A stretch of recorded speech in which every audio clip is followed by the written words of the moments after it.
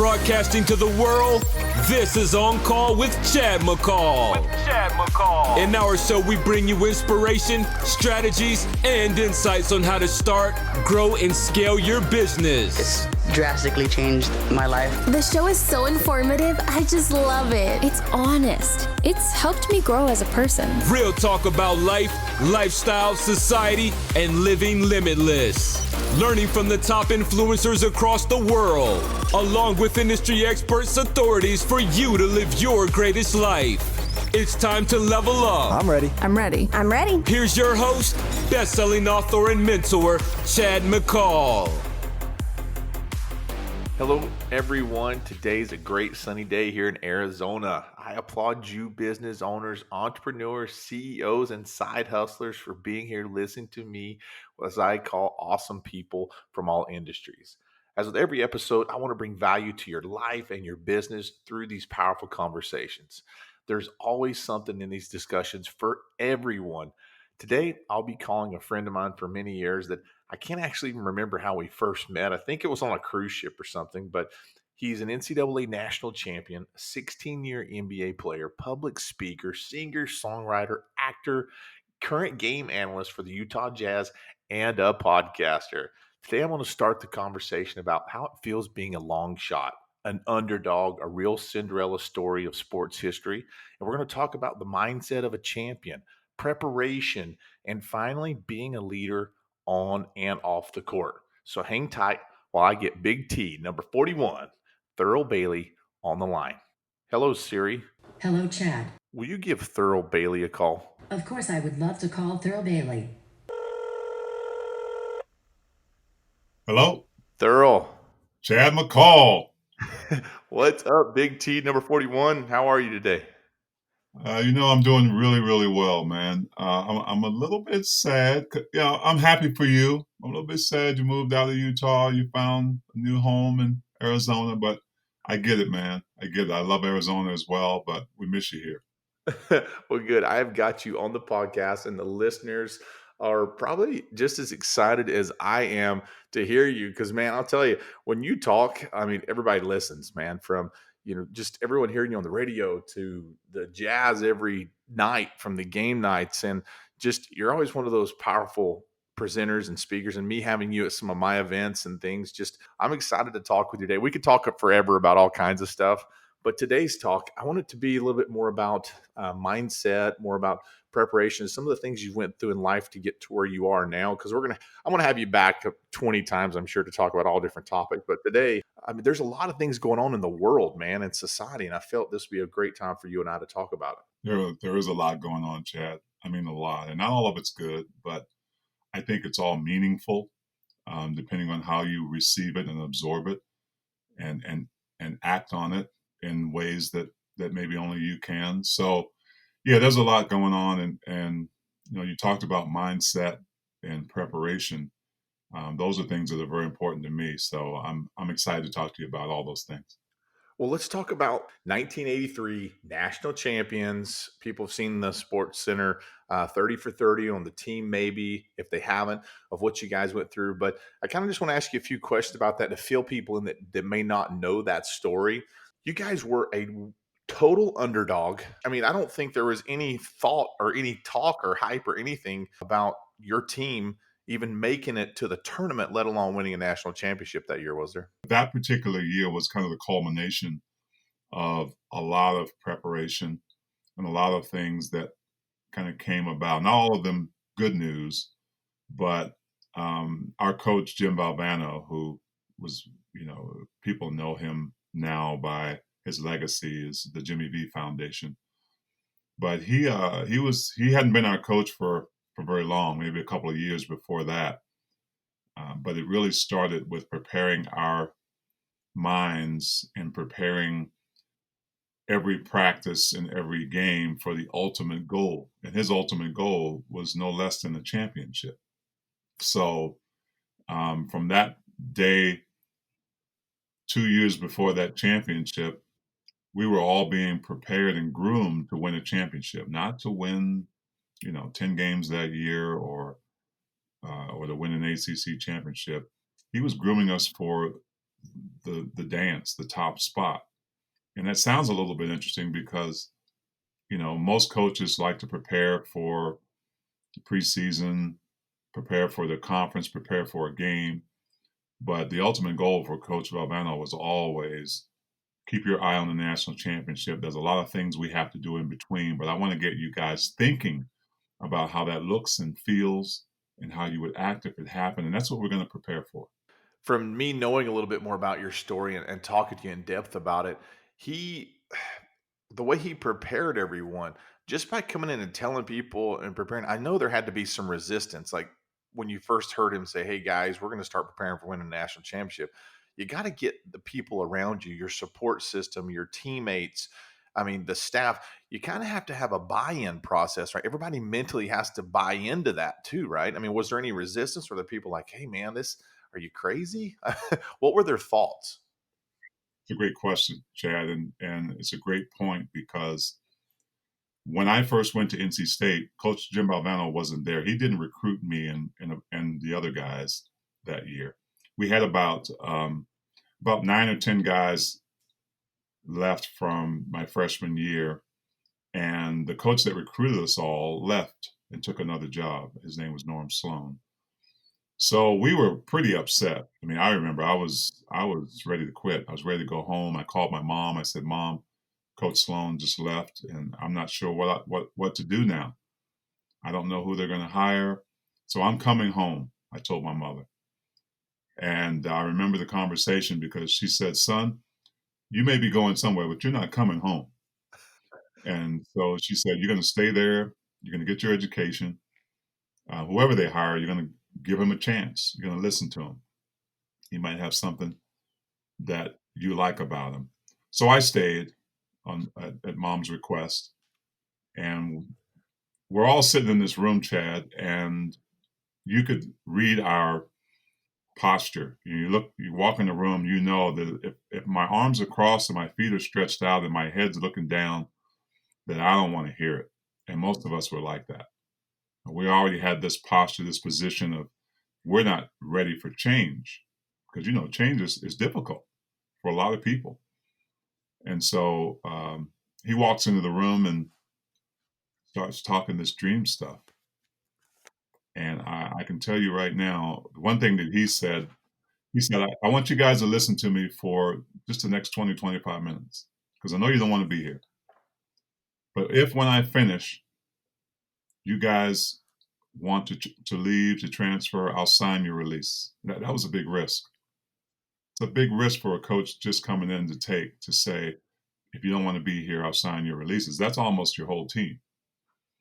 And so the more he spoke, Chad, the more we started to look up at him and understand that he was selling a dream. He talked about his dream, that he had dreamt about winning a national championship, and that he wanted us to see and to feel what he was seeing and feeling. And if we would buy into it, that he would promise there wouldn't be a day that goes by that he wouldn't remind us of the ultimate goal. So after that speech, that amazing speech, we kind of looked at each other, right? And nobody wanted to leave because it was like fear of missing something that he had just built up. I don't want to miss that if it happens. I want to be a part of something like that. So nobody left. And, there was resistance early on because some of his methods were unorthodox. One of the first things he did with us in a practice session. Now, if you can picture this, a 12,000 seat arena that we play in, we're practicing. He shows up a little bit late. He's carrying a ladder under his arms and a pair of gold scissors that he kept on his desk. And he put the ladder underneath the hoop. And he said, "Today, for the next 2 hours, all we're going to do is practice cutting down the nets. We're going to practice cutting down the nets like we just won a national championship." And so we looked at each other like, what is this guy thinking? And he said, "Yeah, Thurl, you're going to go up first. The other guys are going to follow. I'm going to go up last, cut the net down, put it around my neck, and you guys are going to carry me around this 12,000 seat arena like we just won the national championship, and you're going to scream and holler just as if you were champions." And we didn't have any reference to that. So it was so awkward. It was awkward the first time. And granted, we did that twice a month, and that's all we did for practice. Around the fourth time, Chad, we were into it, dude. We were throwing coach up in the air. We were running up and down the stairs, hollering and screaming. Guys were climbing on the backboard like we had won a national championship. That you really have to imagine yourself, put yourself in an uncomfortable position sometimes. Take those risks. Know and think about how it would feel if you got there. And so we learned that, and his methods were different than we were used to, but obviously they had a lot to do with us making that journey to the national championship. Well, and you're starting to see, you've never seen anything like this. I mean, this was 30 years ago or whatever, right? Where this is totally unorthodox. The coaches had come from systems, you know what I mean, and teaching a certain way. The game was played a certain way. Teams were built certain ways, you know what I mean? They've been assembled by another coach. The coach is coming in, not really having a large enough impact with building his own players. He's taking over players, right? So he's putting together all the pieces of the puzzle, then trying to get you guys to understand his dream, getting the players to buy into his dream, having you envision it, and then he's got to inspire and motivate you guys on the court. Then obviously everything didn't work perfectly. That season, a lot of things happened. You're talking injuries and, your record when you win a game, when you lose a game, you start falling under 500 or whatever it ends up being during that season, and you're still trying to do those things about the dream. At any point, did the dream become like, oh my gosh, man, that dream's further and further away than we thought? Did anybody ever think that because of adversity or things that you ran into throughout the season? Well, I think that sometimes it's difficult to be in that leadership position, especially when you're kind of thrown into a situation that you didn't really create. When you look at Coach V's from his point of view, you're bringing your philosophies to a team of people who are used to somebody else's philosophies. Now, some of them might intersect, but you're not trying to just convince one person. You're trying to convince a group of people that you've got some ideas you want to share with them. You think they're really good. You think they can take this organization to a new place, and you're asking them to buy in. And what you're also saying, what Coach V did say, he said, guys, it's going to take some time. It's not going to happen right away. We're going to go through some ups and downs.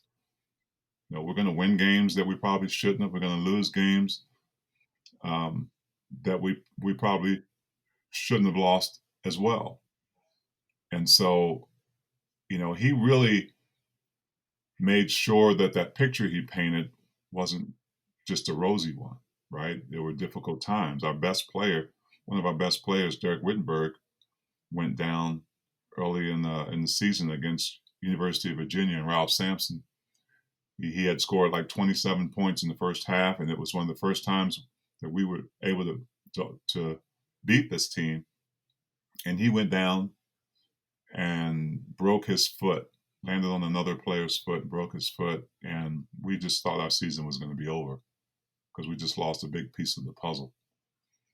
And so but what that allowed us to do was it allowed other guys to step up. There's a thing in basketball called next man up. And we had freshmen that stepped up and matured during that period of time. And we were doing some really good things. We went through a tough place when Derek got hurt. We lost like 5 games in a row. And but a guy named Ernie Myers, Lorenzo Charles kind of stepped up and matured and grew up. And then when Derek Wittenberg came back, it was amazing how we just kind of molded as this team that had matured. And we couldn't wait for Derek. Derek had to catch up to what we were doing, and he did that. But Coach Valvano was really good at keeping that vision alive, even though we all knew that it wasn't going to happen overnight. So that's a sign of a really good leader. You can keep everybody motivated, especially through the tough times. and that's not just collectively, right? There's things going on individually with people that the leader has to handle as well. So you've got this group of people, but you've got individuals that have needs. And so it was incumbent upon V to make sure that everybody was in line with that, and also have people, especially that last year, like myself and Derek and Sydney, who were leaders as well. We were seniors, so all the players looked up to us. So we were eyes and ears and coaches in a sense when Coach V wasn't around. So we had to make sure that the dream was kept alive, and there was nothing that was going to disrupt that through things happening off the court. You said some amazing points there, Thurl, with how you related it to a leader being able to pick up when the times get tough, keep the people motivated. Your other veteran players that are also leaders, the younger players look up to. It's almost like the chain of command in business and in life and in a family. And I mean, in society right now, all those things that you just said, we're kind of going through those each one of us every single day, like families being at home during this quarantine. If you're like myself, I'm having to be a little bit different the way I help run and structure and organize my family, the tasks, responsibilities, being in the house with the kids and my wife and all the responsibilities. But then you have CEOs out there that shutting their business doors down right now and having to motivate some of their workers and bring in certain people back. Certain leaders have to motivate the other employees. I mean, even in society, like right now, there's a lot of areas where we need people to look up to. There's people that need to keep us motivated. I mean, we all look to those people. It's almost like having the world's best mentors or something like that, right? We all need that. And going through coaching and sports and what you've been through, I love relating sports to business and entrepreneurship because it relates so closely to what we're going through right now. It is. I mean, I always thought of sports as kind of a microcosm of those things you just talked about, because there's really no success. I think it was Ray Kroc that said, nothing of any significance has ever been done by one person. And so when you look at things that have been achieved, you may get one guy or two guys whose name's always in the headlines, but it takes a team to be able to get to the top. So you might see the CEO's name in the paper when the company is successful. You may not see, the guy who, puts a ton of hours in every week, and but we know that a great leader understands how to recognize those people. But you're right. There's a lot going on right now. And I think when you talk about things that are unexpected, that's when you really get to see who the leaders are, right? Things that, Derek Wittenberg breaks his foot, the pandemic hits. There's racial injustice, that whose voice are you hearing to keep everybody cool, calm, and collected? So those are the times the leaders have to step up and, make sure that everybody understands that, listen, we're going through a difficult time right now, but we all have something we can bring to the table, whether it's your voice, whether it's a skill that you have, whether it's, organizational things. It's amazing that this time that we're living in right now, I don't think many people saw it coming. But I do think it's a time for us to build that muscle, to get stronger. I always talk to these kids that I train about weightlifting, and I try to relate it to their life in a sense. And I said, do you know what happens to that muscle, those muscle fibers when you lift weights? And a lot of them will say, yeah, we get sore. Well, it's getting sore because you're tearing those muscles up. You're tearing them down. You're breaking each fiber down. And when those fibers heal, there's new muscle there. And you're going to find new strength. You're going to get stronger. And in a sense, that's kind of what we're going through right now. Not everybody does, but, those who step up and use what they have, and learn from what's going on. They're the ones that are going to be our future leaders. But they're going to learn how to understand. They're going to understand how to get through some of the difficult things that they're going to go through in their lives, and that's what we really learned. Out of all the basketball we played back then, the thing I got the most out of, I got a championship. But Chad, I learned a lot about myself, man. I learned a lot about myself and how to put people around me that understand that if you want to get somewhere, man, we really have to do it together and figure out a way to get through some of these difficult things. And moving into like the difficulties that you had as a team, overcoming some of those. You went into the ACC tournament that year, and for people that aren't familiar with sports, the ACC is the all-knowing mecca of all of basketball still to this day in college basketball. The ACC is the toughest. You have the toughest players in the world that come out of the ACC. Now, you guys go in there in the ACC tournament, do some amazing things, end up winning the ACC tournament to get into the NCAA tournament that year. And then you've got to make it through again, the toughest teams in the whole United States now that were stacked. You had huge favorites. You're not even on the radar of possibly winning it. And then the thought of a Cinderella story comes around. And Cinderella story in basketball, some people may not be familiar with it, but it's the ultimate underdog that does something amazing in that tournament. And it's where people are, I mean, it's almost like where memories are made, where stories are written, books are written, which it has been. It was a big point in, history of what you guys did as a team to win that. But let's talk about going into that national championship game against the best team in the country, because they were the number one team in the country at the time, I think, right? When you guys They played were. them. They were. And you set it up really nicely because, listen, everybody understands Cinderella. Everybody knows what Cinderella, that story means. And it's a fantasy in a sense because it doesn't happen very often in real life. So when it does happen, it's an incredible thing to everybody who follows that journey. But get this, we would not even have made the NCAA tournament if we had not won the ACC tournament. We were, I think, 16-10 when we finished our ACC league.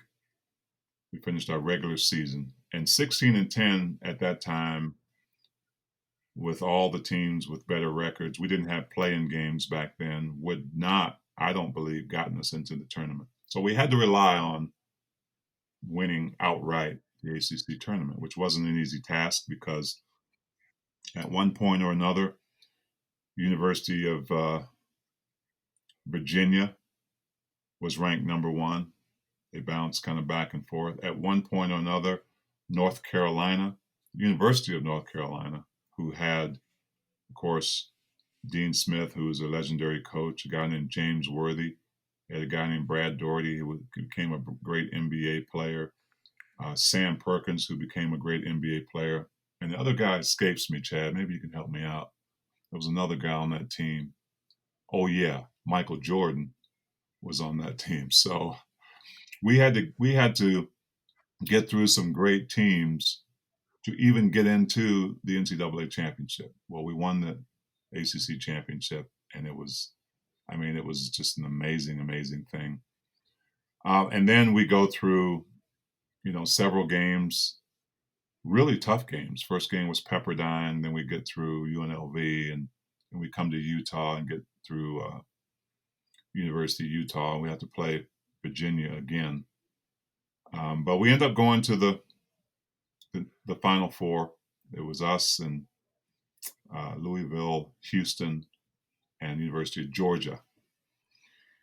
And so we beat Georgia, but everyone, I think, 99% of the world, maybe more than that, knew that whoever won that Louisville University of Houston game, because they both were great teams, would probably win the national championship. So we kind of had that on our side, right? Because if you're thinking that, then you're not really thinking about us, right? You're already giving the championship to one of those teams. So the pressure's off of us. And so Houston wins that game. It was a dunk fest between those two teams. So, obviously the confidence is high for Houston. They've got, and they should be. They had a great team. They had Akeem Olajuwon and Clyde Drexler, two future NBA Hall of Famers. And Jim Valvano, our coach, all the interviews that he did with the press, he was pretty savvy. They would ask him what his game plan was. We didn't have a shot clock back then, so he would tell them, listen, we may not shoot the ball till next Wednesday. Basically meaning if we got any sense of a lead, we were going to hold that ball. We were going to dribble it. We were going to dribble it until we found a good shot. And it was going to be a low-scoring game. And so that was his game plan to the media. That championship game came. He came in the locker room, and he slammed the door, and he hit his fist on the chalkboard, and he said, if you think we're going to hold this bleep ball, you're crazy. We're going to go out. We're going to run with them. We got to keep them from dunking. He had his game plans. He said, this team thrives on dunking. And if we can keep them from dunking, we can win this game. And so it was an interesting strategy because before he came into that locker room, we thought we were going to hold the ball. But he came in there, man, and he said, no, we're not going to hold this ball. I told them that, but that's not what we're going to do.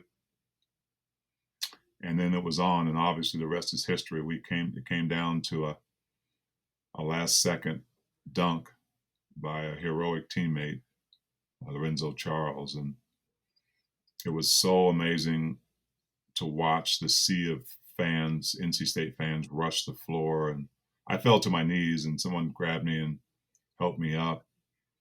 And then the dust cleared, so to speak. And then the NCAA guy brings over the box with the scissors in it to give to Coach Valvano. And we watched Coach kind of put his halt signal up, like he was stopping the guy in his tracks. He reached into his jacket pocket and pulled out those gold scissors I told you about that we had practiced with. His own scissors he brought with him. He brought them. And, we kind of looked at him at that moment and like, wow, are you kidding me? Did he really know that we were going to win this? Well, maybe he didn't, but he wasn't going to miss the opportunity. He knew we were in a position to win. He always talked about that. Put yourself in a position to win. And that's what we did through the course of that journey. And obviously, ultimately, we won the biggest game of our lives. And I think people that don't know that moment in history, you've got to watch that that point, watch that moment. After hearing you talk, Thurl, they would resonate with seeing like the celebration. I mean, it's a moment in history watching Coach V run around the court when that happened.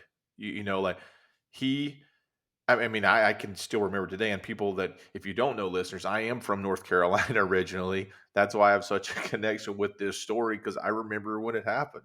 When I remember when you played for NC State. Like I go back with the history of that moment of when it was happening and all unfolding over time. And you win, you become national champions, but the journey doesn't stop there for what you've been prepared for the players, for life. It's going to the next level because, you're a champion. Like, you knew what it took to be a champion. Yeah. You knew the hard work, you knew adversity. There wasn't one thing that you didn't face during that season that did not prepare you guys for that one game, for that one last moment at the end of the game. Now, was that a called play? I mean, tell me the story behind that, just real quick. Was that meant to happen like that at the end of the game? Well, what was meant to happen was us to get the best shot. I mean, Coach B trusted us. It wasn't one particular play for one. It wasn't a play for one particular guy. It was move the ball around, don't shoot too early to give them a chance, to win the game. At the worst case, send the game to overtime. Of course, we didn't want that, but that was the worst case scenario. So we moved the ball around, and if people ever see the last part of that game, the last 44 seconds, they would see that the ball was almost stolen a few times, and so we really had to be careful. But I hadn't scored a point the whole second half. I had all my points, all 15 in the first half. I kind of carried us in that sense. But Derek Wittenberg was the hot hand. So my mindset was, hey, you got a guy with a hot hand. Don't be selfish. Get it to him. Get it to him so he can make the best play. And with 7 seconds on the clock, I had it in the left corner, and I saw Derek Wittenberg above the top of the key and got it to him, and he heaved up what was looking quite like an air ball. And so Lorenzo Charles recognized it and tossed and just dunked the ball in. And man, I feel it like it was today. He didn't know the game was over, so he was about to run to the other end, and the bench cleared and started grabbing us. I mean, it was just a euphoric type of event in that sense. But yeah, he trusted us enough, Coach Valvano, to go out and just make the best play. And the feeling of being a champion and being part of a team, and I mean, what's your thoughts like now? What, because there's a lot of people that they accomplish certain milestones, and I think there's a lot of people that are successful or reached a point of success in careers or anything else, Thurl, and especially like CEOs and people that have really been honing their craft for several years.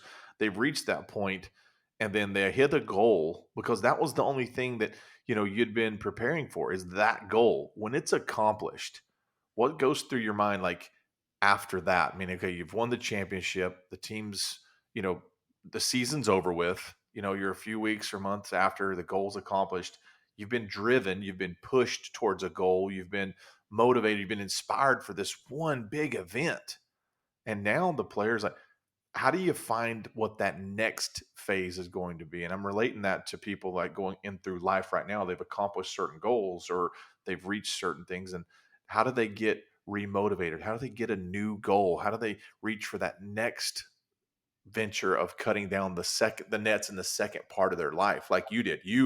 Were your thoughts NBA, or were you didn't even mention anything about the NBA until when? I mean, talk about that, because now you got to set a new goal. You got to start taking what you've learned from Coach V and taking that into the next chapter of your life. Yeah, I think what comes into play there is, who are you, right? I mean, what is Thurl Bailey made of? What is Chad McCall made of? The folks that are listening, is, who am I? What do I want out of my life? Am I satisfied? Yeah, I'm a champion now. Now I can just kind of chill and live off of that the rest of my life and just talk about it. No, not me. I think my attitude, my character is that I want more. I want this feeling throughout the course of my life. And in everything that I do, I want to be a championship dad. I want to be a championship husband. I want to be a championship business owner, right? How do I do that? What have I learned from this that I can continue to take with me? Because it does translate. It really does translate. I mean, you have to understand that, listen, I got to build a team here. This is what I want to do next. Who can I get to go on the journey with me? What questions can I ask to the right people to get me there? Maybe I don't know how to get a business off the ground. Who do I know that does? Who can I go to that can help me get started? Who can I make part of the team that will buy in? And who can I sell my dream to?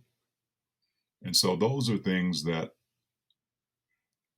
are instilled in that process that were instilled in me, and I think the other guys as well. Now, each person has to take those with them and use them where they can, and not everybody does. I mean, success is not guaranteed once you become a champion in your future. I mean, it's even tougher now, right? Because it's probably you at the helm. It's probably you trying to create something, create that feeling again in some way. And you said it, there's a sense of, man, where can I cut down the nets again, right? Where can I try to sell this to someone else and have them imagine what it could be like with me? And I had to do that in the NBA because I wasn't confident that I was ready for the NBA. But I had people around me that told me, this is how you need to prepare. This is what we're going to do. If you're in, I'll prepare you. The championship has helped you, right? It's given you a name. People know who you are now, but it hasn't guaranteed you an NBA job, right? You're a skinny young rookie going into a man's world. This is how you have to prepare. This is the pain, the sweat, and everything you have to go through. Are you willing to do it? If you are, then there's probably a place for you. Well, and you said it's not an overnight success. And I think sometimes with people in the business world too, they think that one part of their life, it was easy getting there, or they forget about how tough it was. And then they think they can move into the next chapter easier, or start their own business finally on their own. And you got to realize that, you are going to get bumps and bruises, but you're taking coaching, you're taking that feeling that, Coach V instilled in you and the team, and you realizing the importance of your guards, your forwards, the center position. And you started saying that, I want to find who I can sell this dream to. You're talking about building your team. It's almost like you start to say, like, you know what? I'm not the best dribbler. I need to make sure I've got a point guard. You know what? I've got to have that, small forward. You start to realize, you start to assemble things based off of abilities and things that you're going to need. And just like in the business world, you're going to find people that are good at certain things and, learn from them. Now, going into the NBA, this is a great point for me, Thurl. I wanted to ask you about Coach V. You learned from another Hall of Fame amazing coach. Like getting coached by Jerry Sloan. I mean, a lot of people that, he's well known because I'm, me living in Utah for 20 years, but going from Valvano then to Sloan. Talk about that transition of how you picked up learning from Coach Sloan for all of those years, what he instilled in you to how to get you to that next level. What did you pick up from his coaching philosophy? And we knew the legend of Jerry Sloan. We knew he was a great player, and he would bring some feistiness to the team as an assistant coach, and some toughness, which is what we needed. And then when he took over, we knew that all his teams were going to have that type of toughness. And he coached like he played. He had your back every single day. Anything went down on the court, he was the first one out there. So he had a toughness.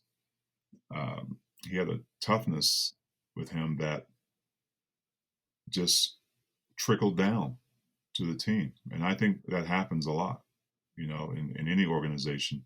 The personality of your leader is going to trickle down. And that's the way that person is going to lead.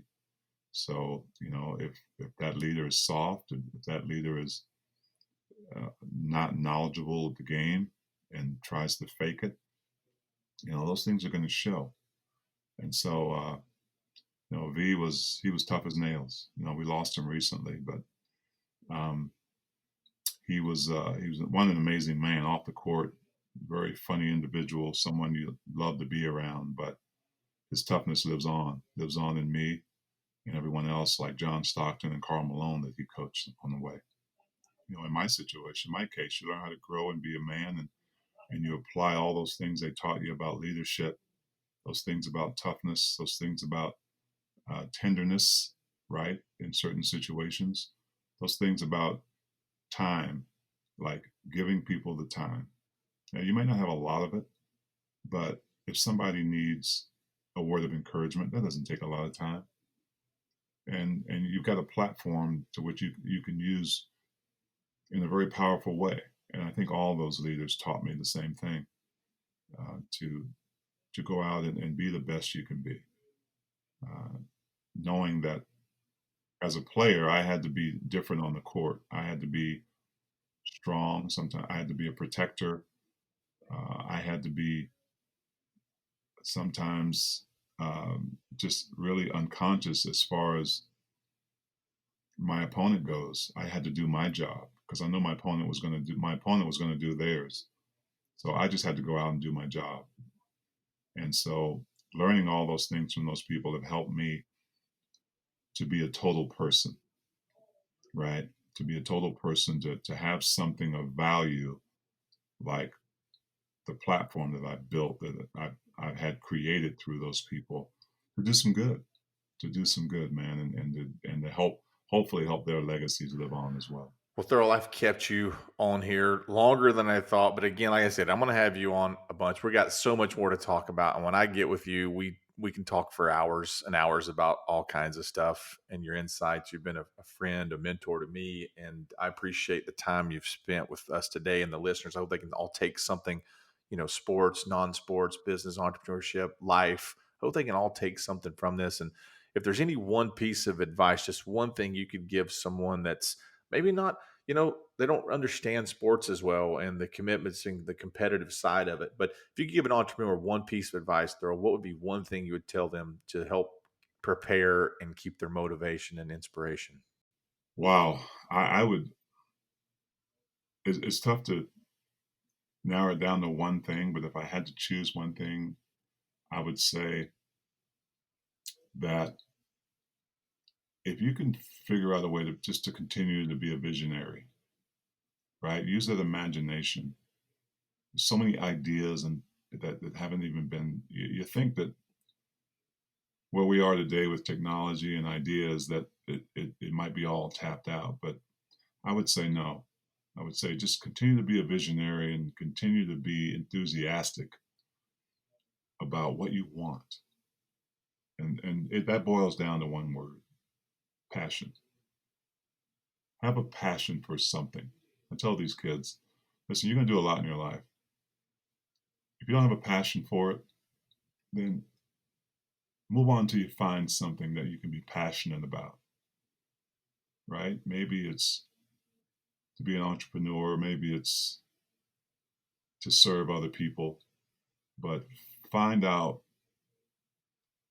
what hits you in that passion spot, right? Be passionate about other people. I'm a people person. I love people. I love talking to them. I love their stories. I love their journeys. And that's what drives me to do what I do. I get to be around those people and listen to them and talk to them and tell them about my journey. Hopefully they learn something from it. But I'd have to say passion is the word of the day, Chad. And you just mentioned journey, Thurl. Thank you for taking me and the listeners on your journey and what you've been through so far. It's not stopping here, though, or we're going to keep it going in future episodes. But if people want to follow you, stay connected with Thurl Bailey, what's the best way for them to stay connected with you and learn more about what you're doing and where you are and everything? You got an awesome podcast out there too right now. But what would you say? Tell the listeners how to stay connected with you.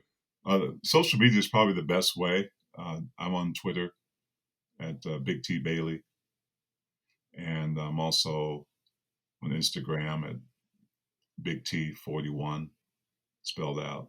So I'm usually busy on social media with my podcast, Thurl Talk.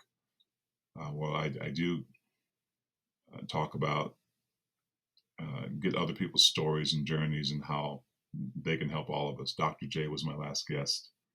I've had some really good guests to come on and talk about some of the things that we're talking about today, Chad, about their journeys and how they were able to succeed in life past, what they did on the court or on the field. So just Google me. You can find me anytime. All right. Then now the last three things that I need you to do for me, Thurl. I'm going to rapid fire 3 questions at you that no one's going to be able to find out really about you on Google or Wikipedia or anything else. Are you ready? I'm ready. All right. The very first thing is, if you were to look at your phone, what's the first song going to be playing on your playlist? First song on my playlist. Wow. But I'd have to say Steve Perry and Journey, Don't Stop Believing. Great song. All right. Next one. What is your favorite movie? Favorite movie? Gladiator. Probably my favorite movie right now, Gladiator. I have a lot of great movies, but Gladiator was one that really inspired me. And the last one is, what is your pet's name? My pet's name is Jake. He's a Portuguese water dog, and he's like a human being almost. Jake. All right. Well, Thurl, thanks for sharing everything with us today. Thanks for answering my top 3. I really appreciate the time you spent. Sorry for keeping you on here so long. And again, happy 26-year anniversary too, by the way. Give the missus our best. Thank you, buddy. Appreciate you, Chad.